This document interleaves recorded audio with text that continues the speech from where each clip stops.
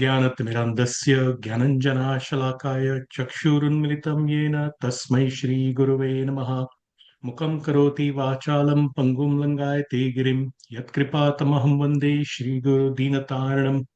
नमः ॐ विष्णुपादाय कृष्णपृष्ठाय भूतले श्रीमते भक्तिवेदान्त स्वामिनिति नामिने नमस्ते सारस्वती देवे गौरवाणी प्रचारिणे निर्विशेष शून्यवादी पाश्चात्य देश तारिणे जय श्री कृष्ण चैतन्य प्रभु नित्यानंद श्री अद्वैत गदाधार श्रीवासदि गौर भक्त वृंदा हरे Krishna Krishna Krishna Hare Hare Hare Ram Ram Ram Hare Hare.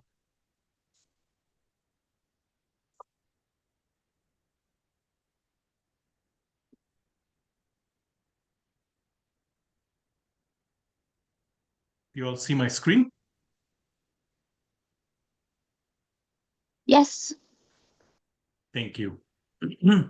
So today is the glorious appearance day of Sri Advaita Acharya, and we will definitely have some stories about this exalted personality.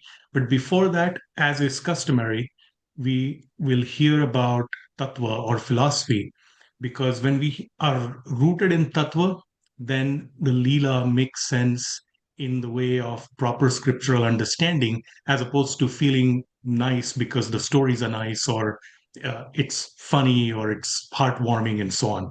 So we'll start, with your permission, with a little bit of philosophy. So let's start with Bhagavad Gita. We know Krishna comes again and again in every yuga. Krishna tells us in Gita. Why? Paritranaya sadhunam vinashaya cha dushkritam dharma samsthapanarthaya sambhavami yuge yuge. He tells us in 4.8 Bhagavad Gita to deliver the pious and to annihilate the miscreants, as well as to re-establish the principles of religion. I myself appear millennium after millennium. Now, in Srimad Bhagavatam, Krishna is described as Tri Yuga. He appears in three yugas, but there are four yugas. We've heard, right? Kali Yuga is the fourth, and that's the yuga we are in. So, what happens in Kali Yuga? Bhagavatam tells us in Kali Yuga, Krishna comes, but he comes as his own devotee. He comes in a Channa or hidden avatar. And the verse that establishes that is Bhagavatam 11th canto, 5th chapter, 32nd verse. This is a very important verse, and on the appearance day of Lord Sri Chaitanya Mahaprabhu, I'm sure we're going to hear about this verse from whoever speaks class that day.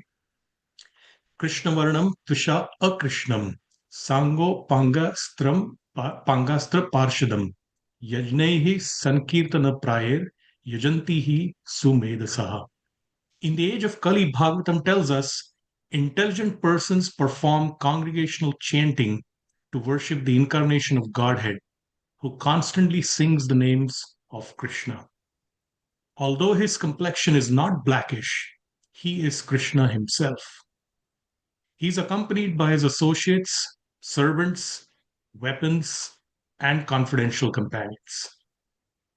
Now, in the age of Kali, Krishna doesn't come the way he comes in the other three yugas, kill demons with weapons like, swords and thunderbolts and Sudarshan Chakra and so on.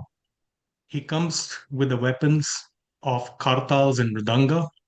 He comes with the weapons of divine love that he himself is tasting and that he's sharing widely and without discrimination with even the lowest of the low in Kali Yuga. So those are the weapons. And he's accompanied by his associates, servants, and confidential companions.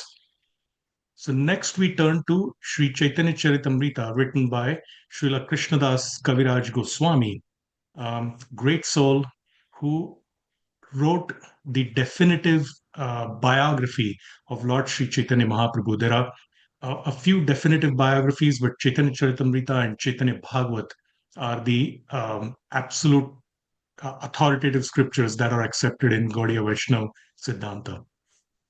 So, in Chaitanya Charitamrita, there is this verse that tells us Krishna comes in 5 forms in Kali Yuga.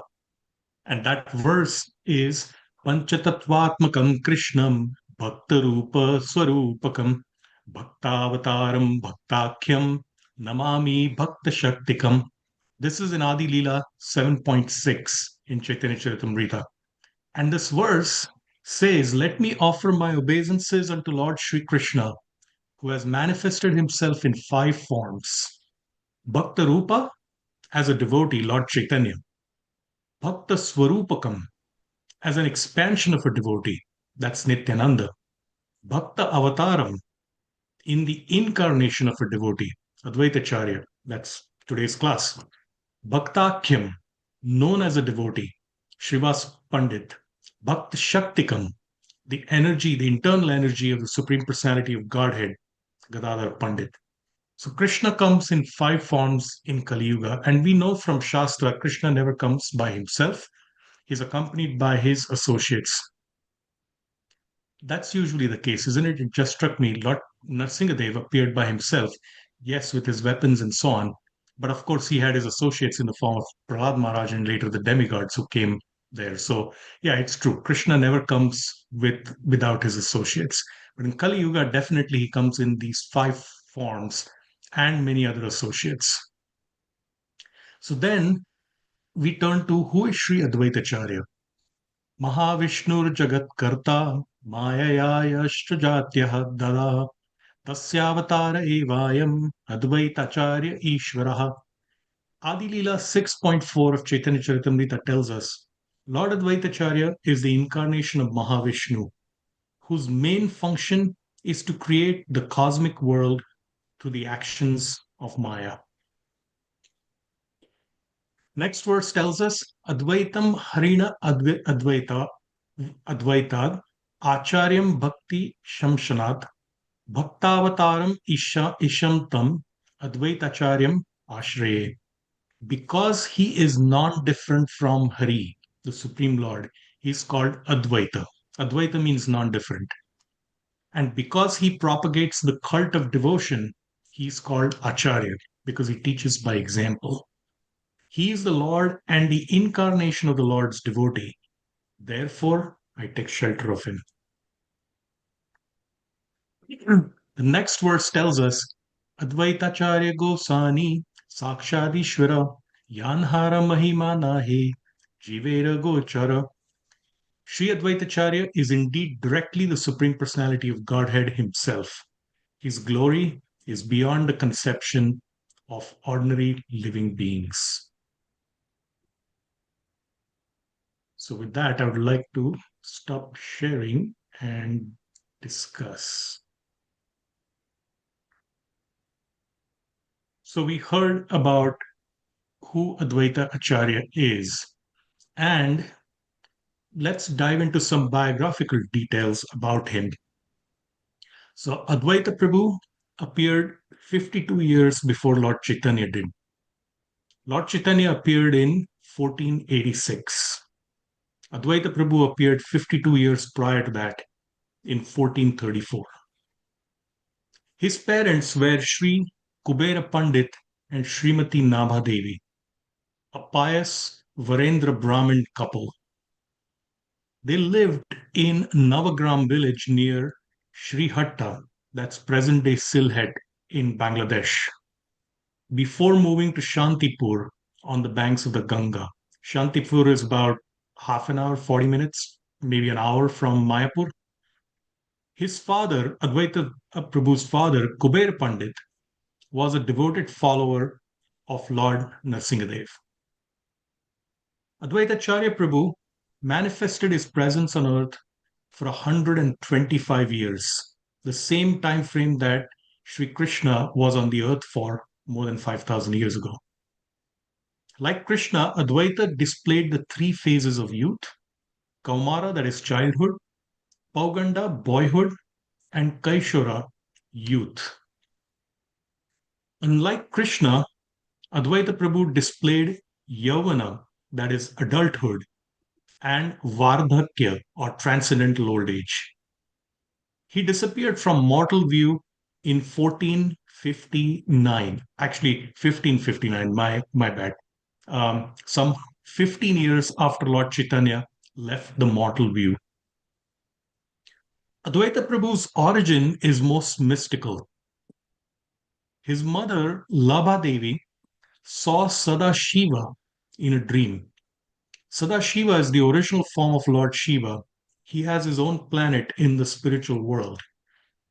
Sadashiva foresaw the advent of this godless age of Kali, and he felt compassion for all the jivas, because one of the defining characteristics of a devotee is feeling compassion for others. And Sadashiva is described as Vaishnavanam Yatha Shambhu, the topmost devotee.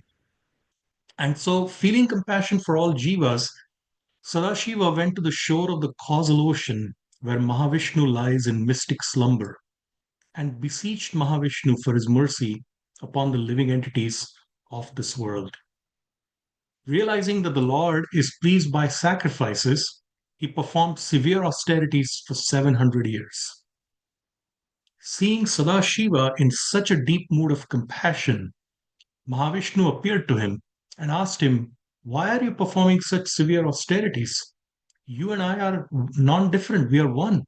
So the scripture tells us that Sadashiva and Mahavishnu are one in the sense that milk and yogurt are the same. They both are composed of the same substance.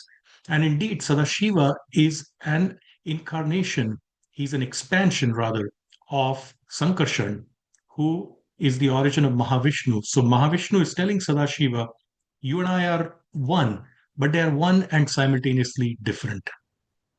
So Sadashiva told Mahavishnu, unless you empower me to save mankind in the age of Kali, how can I do it, my Lord? These beings are suffering, and they're going to go deeper and deeper into the well of darkness, thinking that material enjoyment is all in all and that it's the only goal of life. Mahavishnu heard this selfless question from Lord Shiva or Sadashiva. He embraced him, and by their shared compassion, they took one form. This manifestation appeared on earth in 1434 as Sri Advaitacharya. Now we know from Bhagavatam and from Chaitanya Charitamrita, Krishna is the original form of Godhead. His first expansion is Balaram.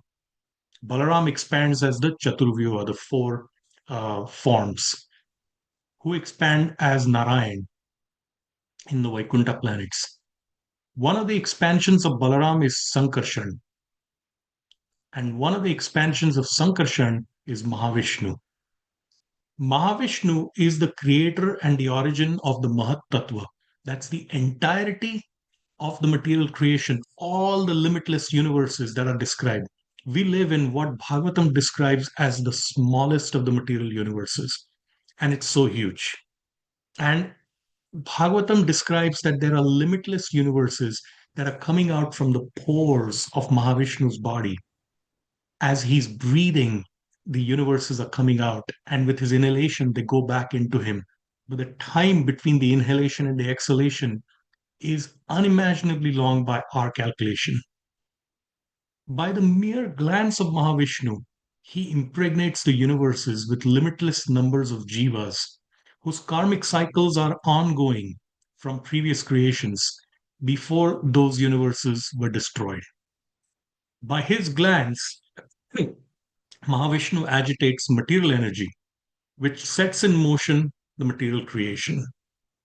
And so, from this Mahavishnu, also called Karonadakshayi Vishnu, comes Garbhodakshai Vishnu, who is in every single universe, and then Kshirodakshai Vishnu, who is in every atom and every heart, every jiva's heart, as the supersoul, the indwelling witness, and the eternal friend.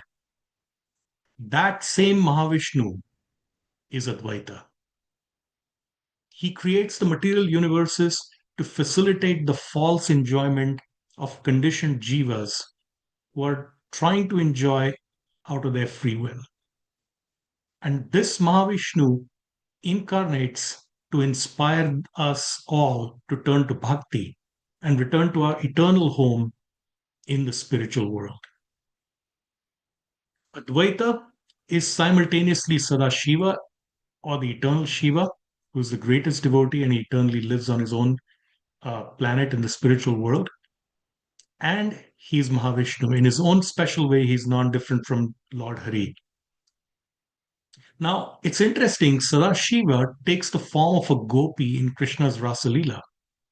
He also takes the form of a cowherd boy who loves to dance for Krishna's pleasure. And one of Advaita's services in Chaitanya Mahaprabhu's Leela was to dance in Kirtan for the pleasure of Sri Chaitanya Mahaprabhu and his associates. As a baby, Advaita was named Kamalaksha because he was very beautiful, like, like a lotus, Kamala. Now, he grew up, as we heard, in what is modern day Bangladesh, and his parents moved to Shantipur. And then, when they passed away, Advaita went to Gaya to do their final rites. And then he went on pilgrimage to many places.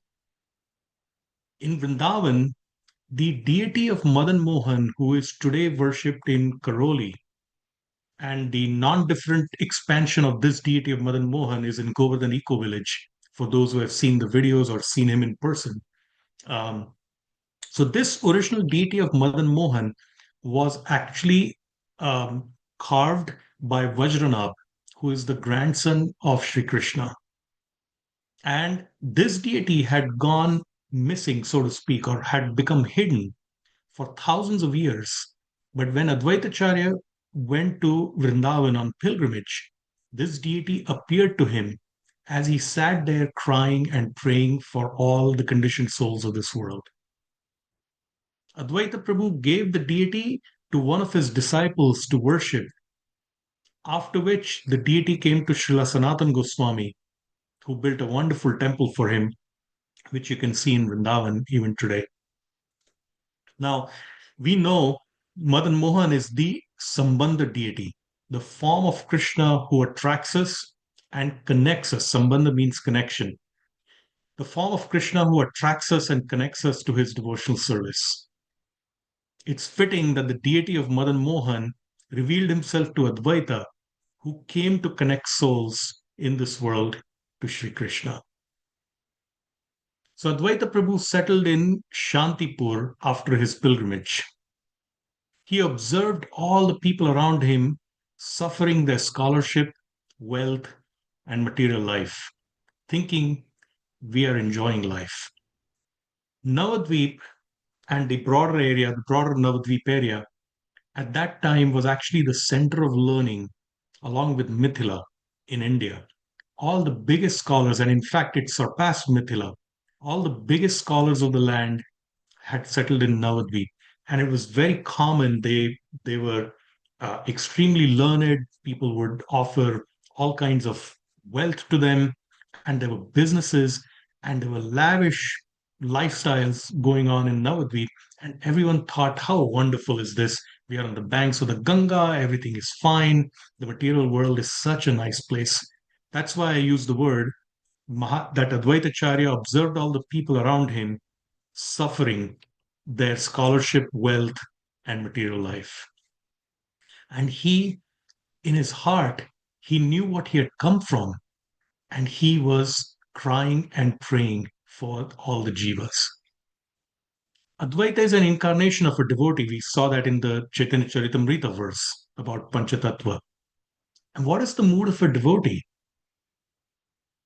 The devotee wants to take the will of the Lord as his life and soul, and the will of the Lord is expressed through the Guru Parampara, through the spiritual teachers.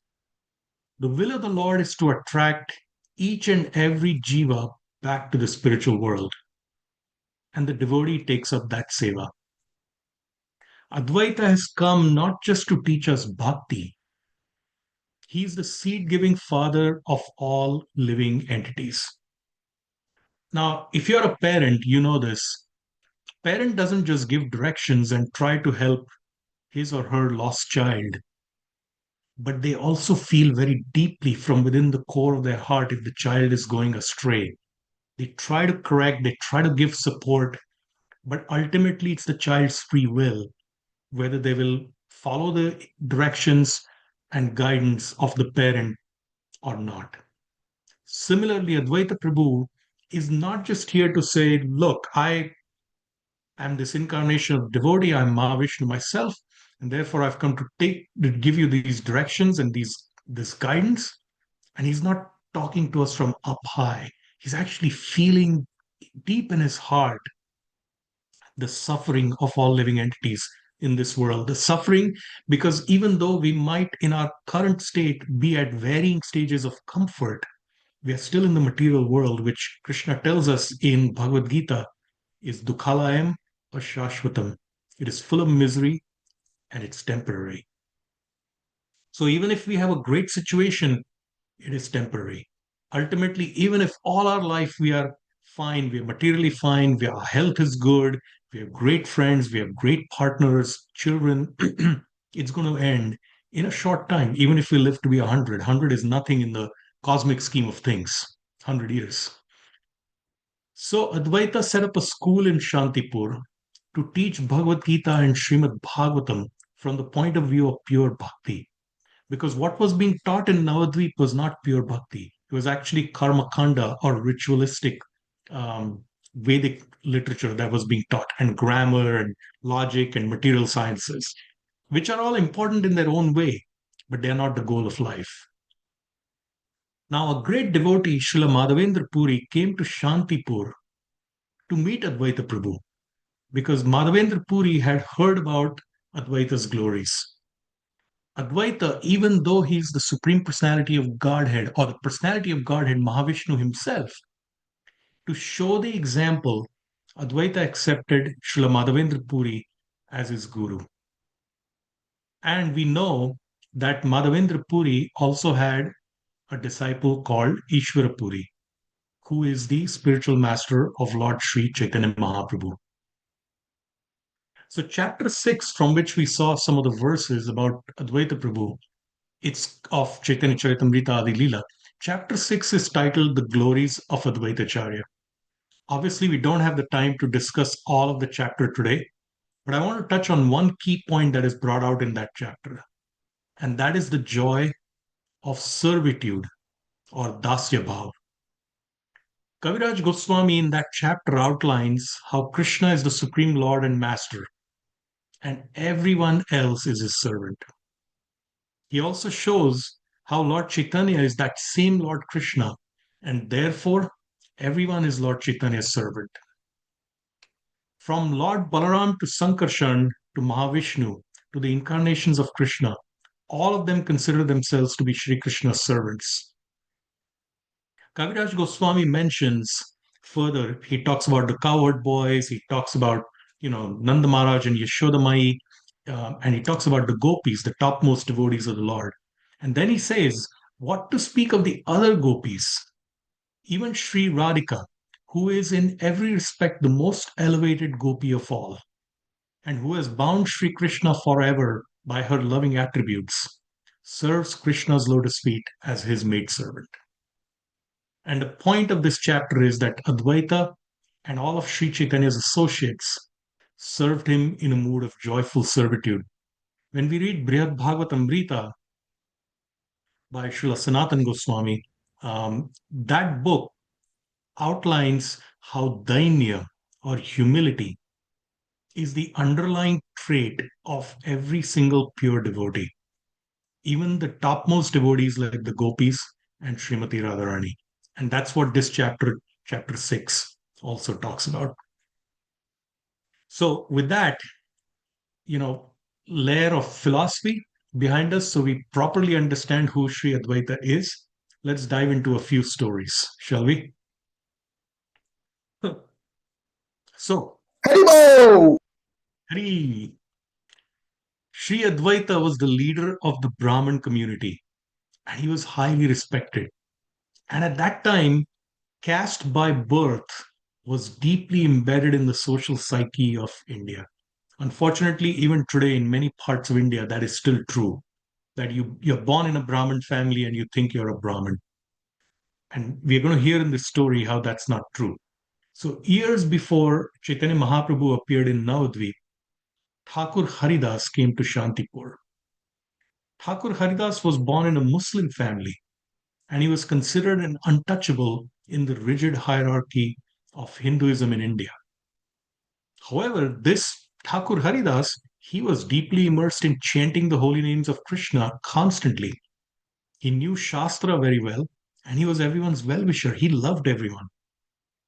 Many people, as they got to know him, recognized that, and they loved him for it. They deeply respected him. He became famous because there were many instances of how Thakur Haridas changed people's hearts, including the story that we've heard before of how a prostitute was sent to seduce him, the most beautiful prostitute. And he told her, because Haridas Thakur used to chant 192 rounds a day. I mean, those of us who chant anything from one round to 16 to 20 or 32, we know that by the time we are at the end of our rounds, at least I can speak for myself, it's like, okay, done our quota for the day. And he used to chant 192 rounds a day. And so he told the prostitute, yeah, I'll attend to your needs. Just sit there while I finish my rounds, and then we'll do what you want. And his rounds never finished. He just kept chanting. And within 3 days, chanting in front of Tulsi and hearing this great soul chant, her heart was transformed and she herself became an exalted devotee. But these kind of stories led some prominent people like Ramachandra Khan to become very envious of Haridas Thakur, and they tried to persecute him. And he would not stay too long in one place because, unlike today's social media age where every influencer is trying to get multiple millions of followers, Haridas Thakur simply wanted to chant and help people. He didn't want followership and followers. So he would go from place to place, and he came to Shantipur. Now, Advaita Prabhu would invite Haridas Thakur to his house daily once they got to know each other. He would invite him daily to his house for prasad, and he would personally serve him prasad and then take the remnants of what Haridas Thakur had eaten. Now remember, Advaita is the head of the entire Brahmin community in the greater Navadvip area. He was recognized as that. He was the greatest scholar, he was senior, and he was extremely devoted, and people recognized that. It was shocking that he would personally serve Haridas Thakur to his prasad daily and then take his remnants. So one day there was a Shraddha ceremony, which is like rites done for departed souls, especially for parents. So Advaita did that for his parents as an annual ritual. And he gave, so this Shraddha ceremony, the news spread far and wide, and he had invited all the elite Brahmins of the area to that Shraddha ceremony. And Advaita and his wife were known to be expert cooks. Not only that, they were also extremely well known for their generosity of heart and generosity of spirit. And so every Brahmin who was worth his salt came to that Shraddha ceremony because they knew there's going to be great prasad, we're going to get great gifts. And who knows, maybe I'll be offered the Mahaprasad plate directly that's offered to Vishnu. And I'll be recognized as the best Brahmin in Navadvip. And what did Advaita Prabhu do? After the ceremony was over, he ceremoniously offered that plate to Thakur Haridas, this untouchable, born in a Muslim, so called untouchable, born in a Muslim family. He offered it to Thakur Haridas. As you can imagine, the Brahmins were shocked and dismayed. Haridas was also dismayed because of his deep humility. Advaita told him, by feeding you, Haridas, I'm feeding 10 million of the most highly qualified Brahmanas because you have such complete devotion to chanting Krishna's holy names and because of your desire to share those holy names with others. In this story, we see that Advaita was personally crushing to powder the concept of higher and lower status in life on the basis of birth. He was showing that caste is actually by character and by actions. And our Srila Prabhupada, he demonstrated that he was a revolutionary spiritual leader, as was his guru, Srila Bhakti Siddhanta, because they did many things which would be unthinkable or were unthinkable at one point in time. And our Prabhupada, he initiated a whole host of non Indian by birth people, gave them Brahmin thread, gave them Brahmin, initiation, that second initiation, and some of them he made sannyasis. This was unheard of in India, which The bodily concept of life says unless you're born in a Brahmin family, and which means obviously you have to be Indian by birth, you cannot be any of this. And our Prabhupada crushed to powder those nonsense concepts which are not supported by scripture of any kind. And Thakur Haridas is Lord Brahma. He's an incarnation of Lord Brahma, the secondary creator of this universe. And we've heard Advaita is simultaneously Mahavishnu and Sadashiva. Together, they got together and discussed how incarnations of Krishna could not deliver the unfortunate souls of Kali Yuga. The Supreme Lord Krishna himself needed to descend in the mood of his topmost devotee Sri Radha for the teachings of bhakti to be propagated most effectively in this age. And we hear how Advaita prayed loudly for Krishna to appear. He would daily offer tulsi leaves and Ganga water to his Shaligram Shila, and he would cry out for Krishna to come. Because Advaita knew, it says in Garga Samhita, that whoever offers a palmful of water, Ganga water, and a few tulsi leaves with deep devotion to Shaligram Shila, all their wishes would be fulfilled. And Krishna would appear in their hearts and bless them. And so Advaita prayed not for himself, but he prayed and he cried out for Krishna to come. And Krishna came as Sri Chaitanya Mahaprabhu, heeding Sri Advaita's cries. So let's go to another story. So we heard before that Lord Chaitanya's guru is Ishvara Puri. And Advaita Prabhu and Ishvara Puri were god brothers. They both had the same guru, Srila Madhavendra Puri. So Advaita was also the leader of the Brahman and the Vaishnav community in Bengal. As a result, Lord Chaitanya always gave Advaita Prabhu the honor of being his guru's god brother. Now we heard before that even the incarnations of Krishna, what to speak of jivas, every living entity considers themselves or is in the position of being servant of the Supreme Lord Shri Krishna. And Lord Chaitanya is not different from Krishna. So every being is a servant of Lord Chaitanya. And so being given the honor of, equal or on the same level as Lord Chaitanya's guru and being worshipped by Lord Chaitanya pained Advaita because he didn't want to be the worshipable senior of Lord Chaitanya. He wanted to be recognized as Lord Chaitanya's servant. So Advaita devised a plan. So we heard that he used to run a school for years where he taught Bhagavad Gita and Bhagavatam from the perspective of bhakti, pure bhakti. But now he started vigorously preaching both scriptures from the viewpoint of Mayavad or impersonalism. And his talks were fired up. They became famous throughout Navadvip. Mahaprabhu at that time, he was in Navadvip along with his associates. Word reached him that Advaita is preaching Mayavad philosophy. And he got very upset that Advaita is preaching that God is ultimately formless and that the forms shown by his various incarnations are illusion.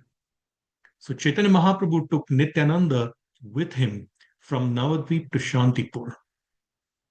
They swam in the Ganges to Shantipur and they went straight to Advaita's house, where they saw him in the distance teaching a bunch of students on his veranda or patio.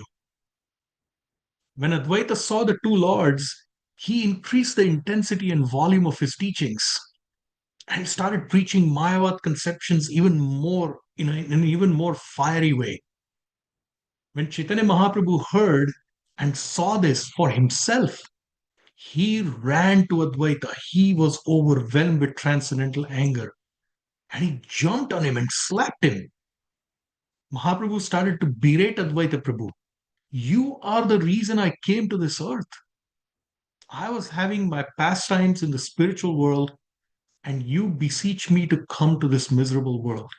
And now you're saying my form is an illusion? I don't exist? I am formless? What nonsense is this? Mahaprabhu was beside himself in transcendental anger. Sita Thakurani, who is Sri Advaita's divine consort, she came to Mahaprabhu and she was trying to plead with him like, he's an old man. You are a young man. Lord Chaitanya was young at that time. He was in his 20s. And Advaita was in his 70s at that time. Advaita, on the other hand, started dancing in bliss. Today, you have accepted me as your servant. You have shown what is actually true, that you are my Lord and I am your servant. When Chaitanya Mahaprabhu heard this, he realized this so called teaching of Mayavad by Advaita was all a trick and became embarrassed and bashful. I'll tell one more story and we'll stop. Today's class I shared with Anand Bihari Prabhu yesterday. I asked his permission because it's a Leela class. If it's okay, I'll go all the way till 8 o'clock, unless anyone has a burning desire for a question or comment.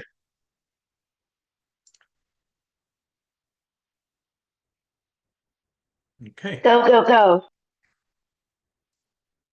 Thank you.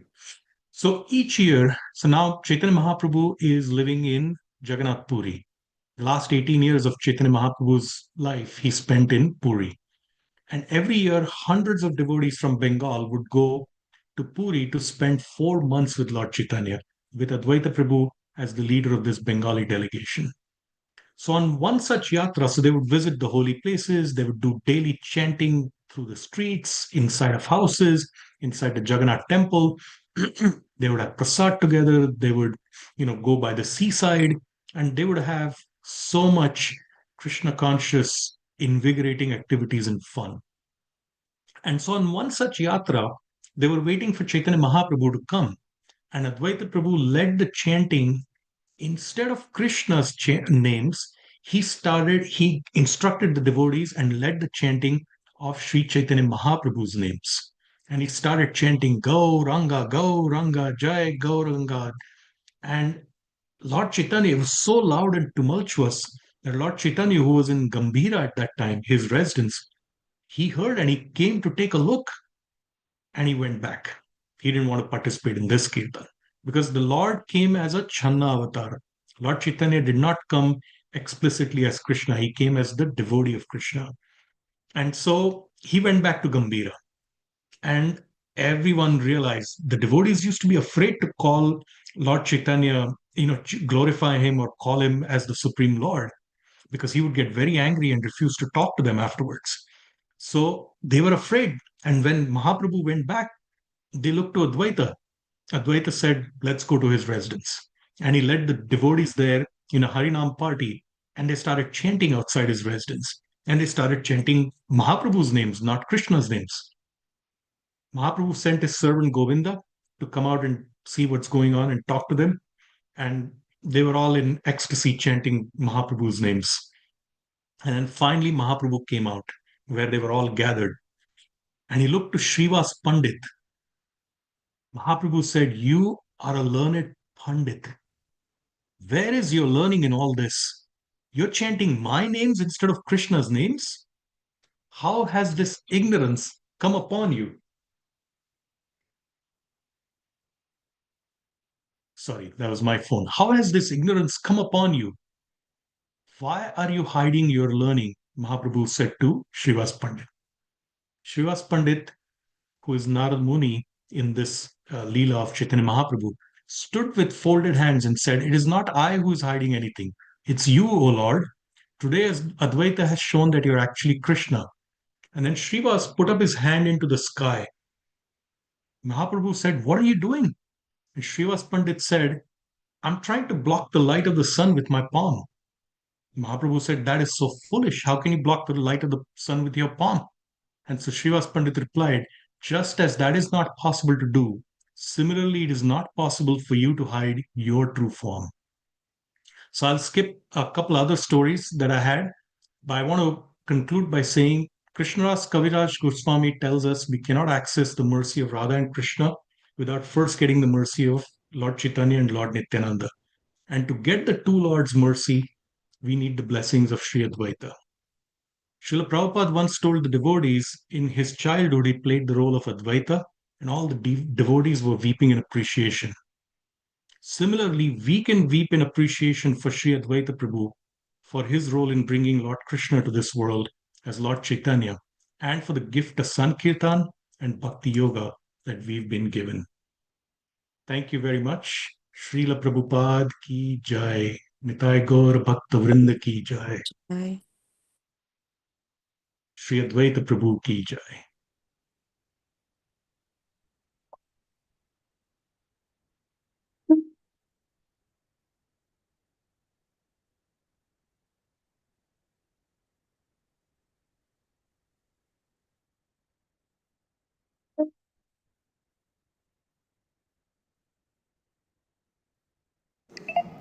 Sadhvi Didi is in the mood of Advaita Acharya. She's eagerly awaiting for Krishna to appear. She learned the class. She understood.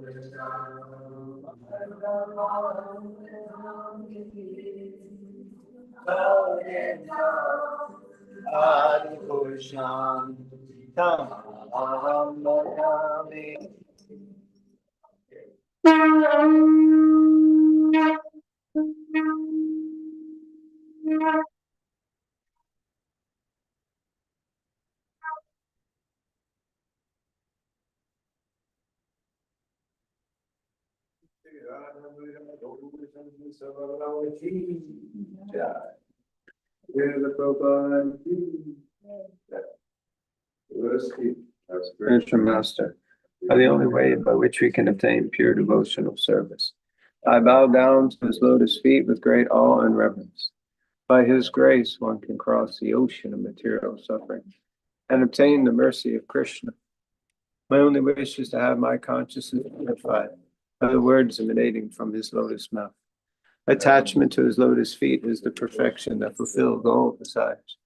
He opens my darkened eyes and fills my heart with transcendental knowledge.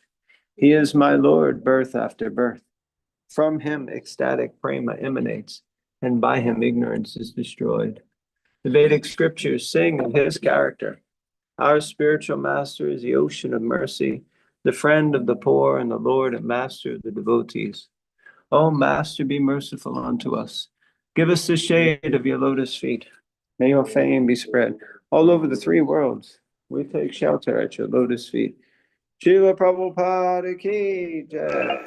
Temple Room Ki Jai. Thank you for the darshan, Janitai Arigato. Prabhu. Advaita Acharya Ki Jai.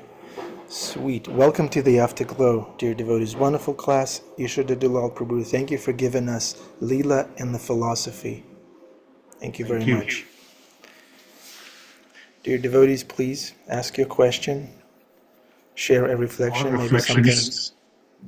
or maybe a correction. Yasoda Dulal Prabhu, we don't know. Yes. Absolutely. Corrections are Corrections. always welcome. Yeah. We live to be corrected. Okay, we have a hand. Narottam Nitai Prabhu.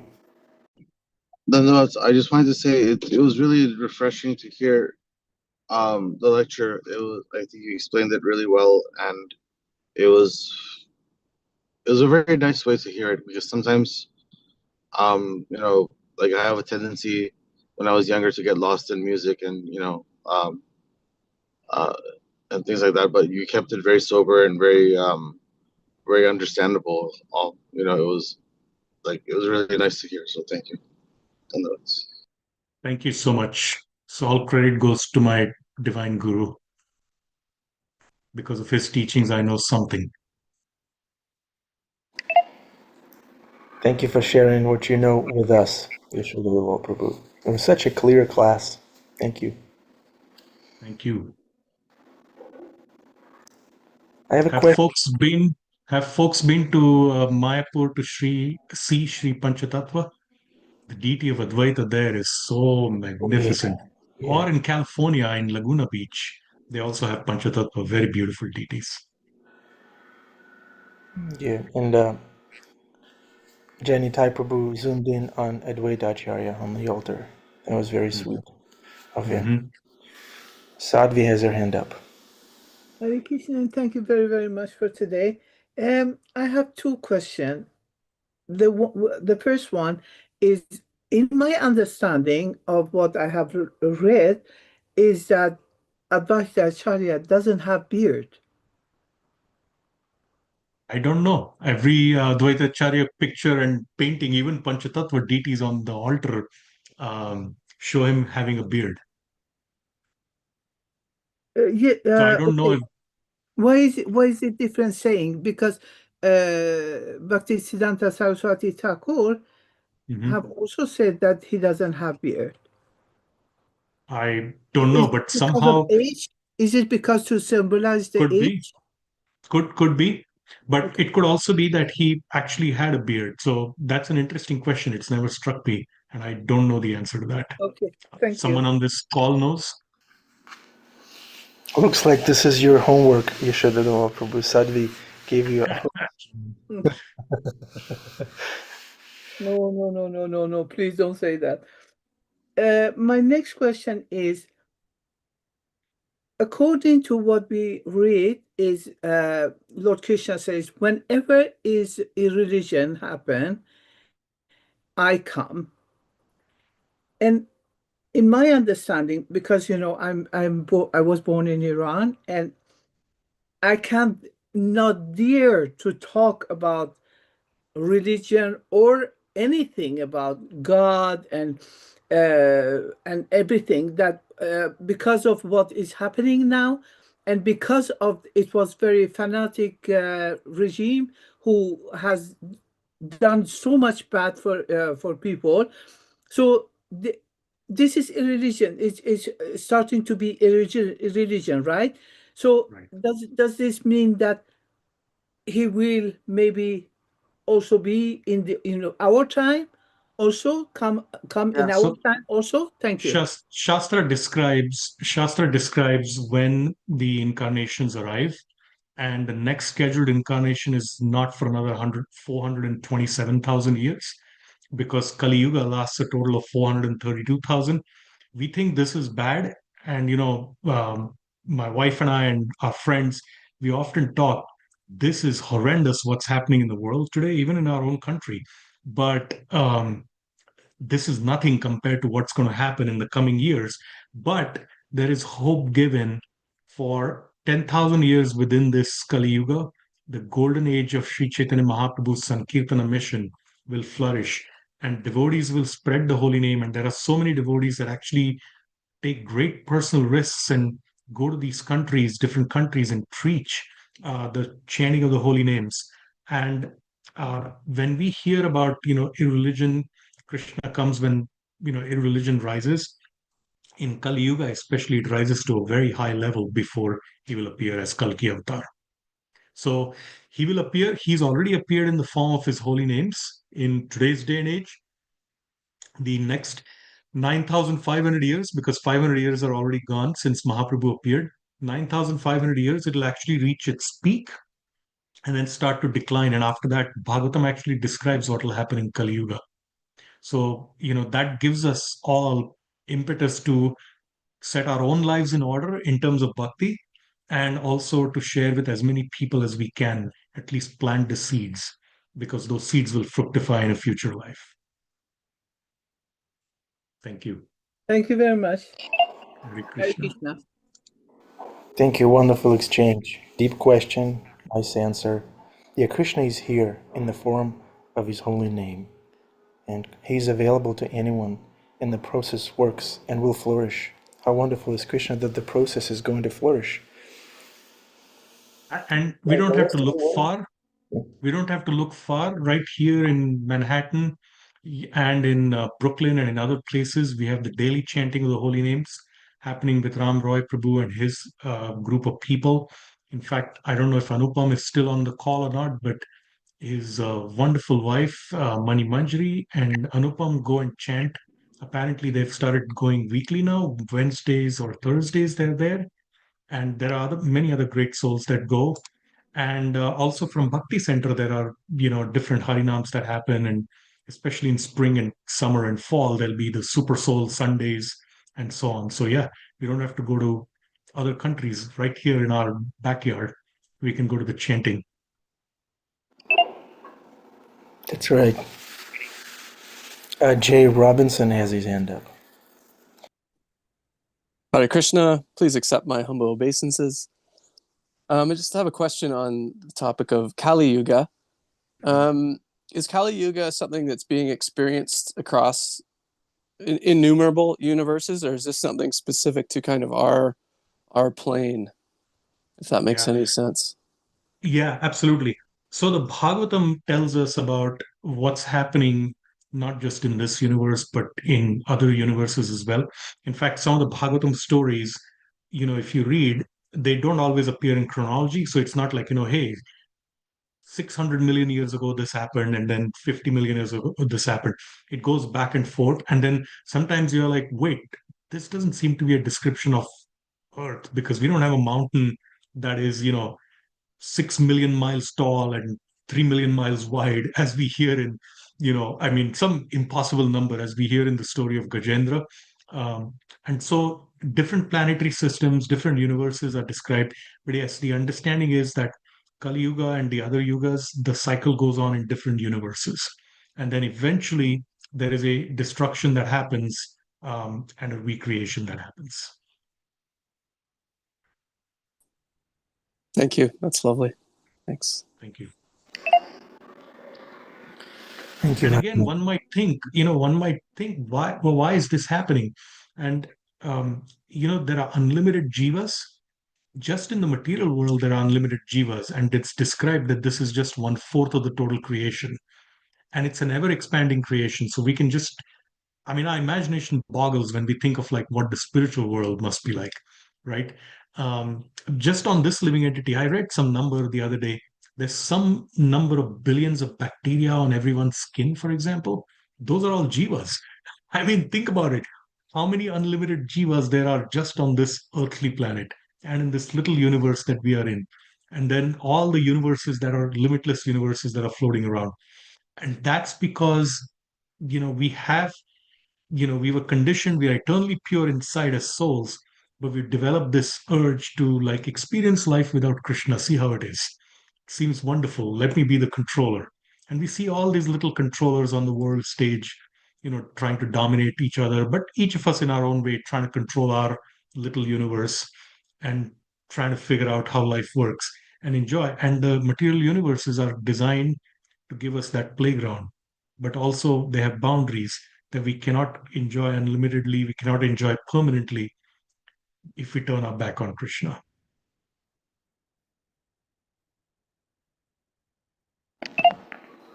Thank you very much. I was thinking of the bacteria in my gut. They're not only controlling, what they're controlling, but they're controlling me entirely. See, by chanting the holy name loudly, we are benefiting all these living entities. By taking prasadam, right? By honoring prasadam, we're benefiting them. Yeah. I'm sorry for derailing, but yeah, you should have also be very thoughtful realization that you shared. Yeah. Kali Yuga is progressing, but so is Lord Chaitanya's movement. Mhm. Nice. Thank you. And each of us, we can do our little parts because not all of us. Ram Roy is a very exalted, very special soul. Most people are not like Ram Roy. But we can do our little part. We can join the kirtan for 5 minutes, 10 minutes, once in a while, whenever we are there, go support financially, support in our thoughts and prayers, share, good things about what's happening, about Sankirtana generally, right? And we can be supportive in so many ways and incorporate that into our lives. Thank you. Yeah, we're like an army. Yeah. There's a role to play for everyone. And what is that saying? The old saying, many hands make for light work. That's right. Sweet. Yasoda Dulal Prabhu. Okay, it's time for concluding most powerful, most profound lines, please. Sorry, can I ask another question, please? Of course. Thank you. There's again two questions here again. I'm so sorry to say it, but anyway, Go ahead. I have learned so many times and heard so many times, as above, so below. So, does this mean that whatever happening, in my understanding, it means whatever happening up there, it happens down here. So now there are so many bad things happening all over. Does that mean that even happened there? Because as above, so below. It happening there as in spiritual world? Yes, because as No. above, it means heavenly planet, spiritual world, right? When you say as above, so below, for me, I understand it that way, that spiritual world is above and we are below. So Mhm. whatever happening there, happening here? So the spiritual world, it's described in our Bhakti Shastras, Bhakti scriptures, that whatever happens in the material world is a perverted reflection of what happens in the spiritual world. So it's not exactly the same. Just like if you look at the reflection of a tree in water, it looks like a tree, but it's not actually, it's the opposite of what's happening there. So in the spiritual world, everything is about everyone cooperating. And if there is competition, the competition is not based on I'm better than you, but it's based on how can I serve Sri Krishna better. And everyone is trying to outdo themselves, but also cooperate with each other, with Sri Krishna being the center. In this world, conflict arises because I am in the center.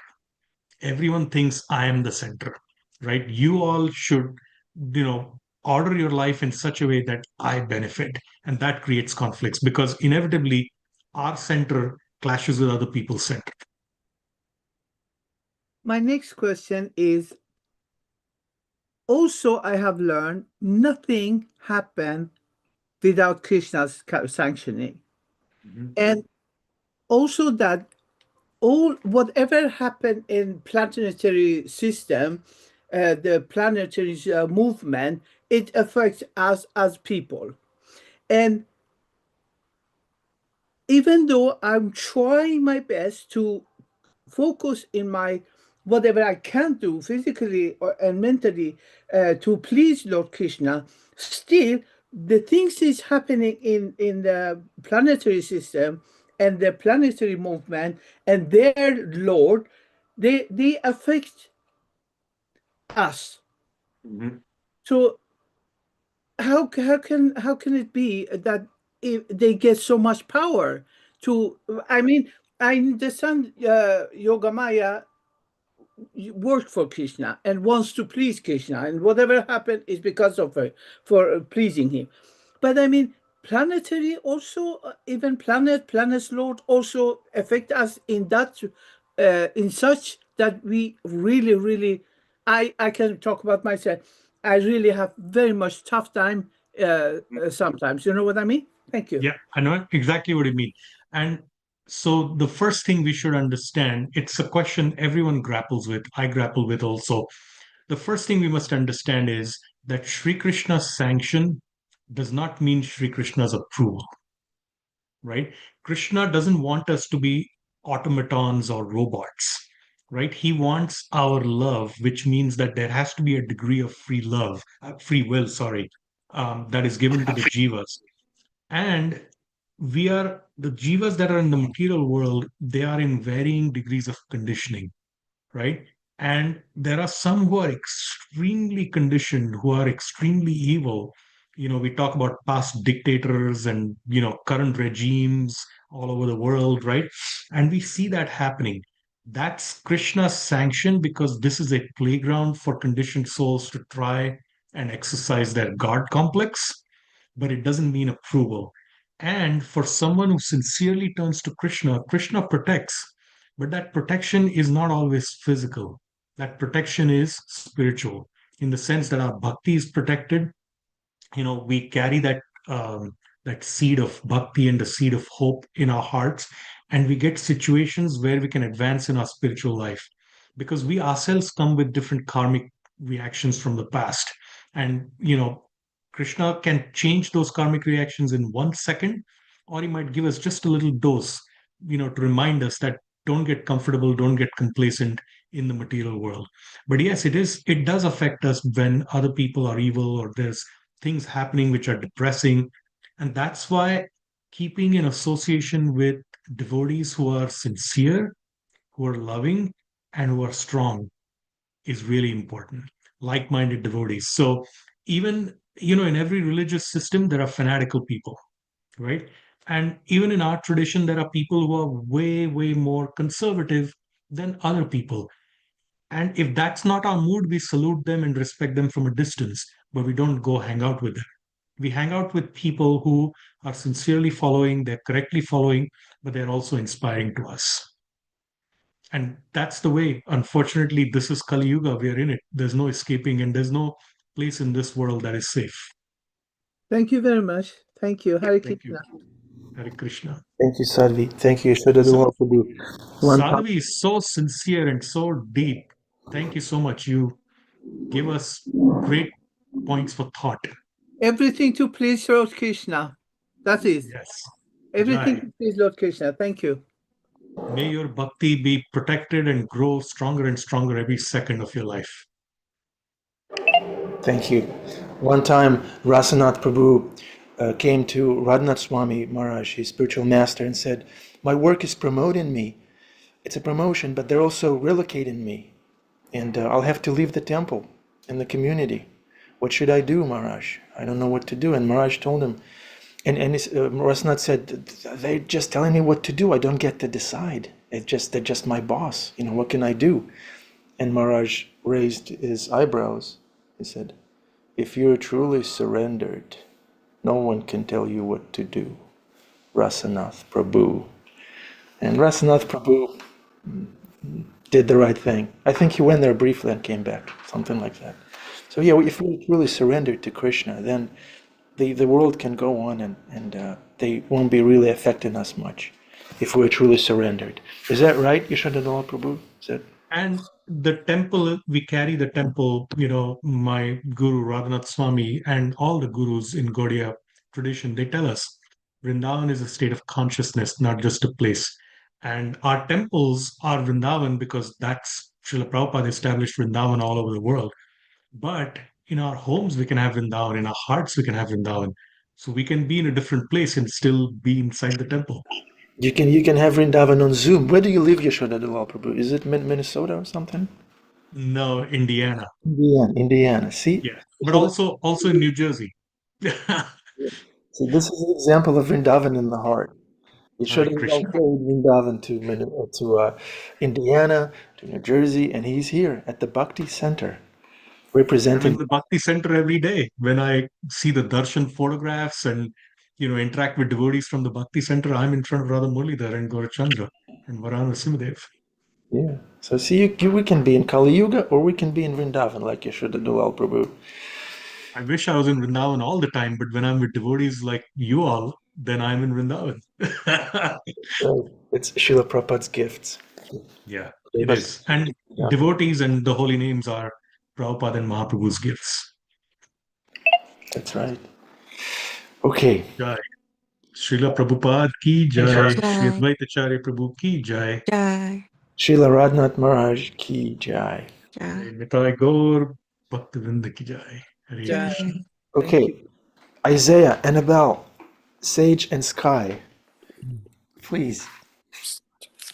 Here, Ram is right here. He just woke up. He wants to hear the chanting. Oh, Stop. It's not ready yet. Oh, we'll see then. Phew.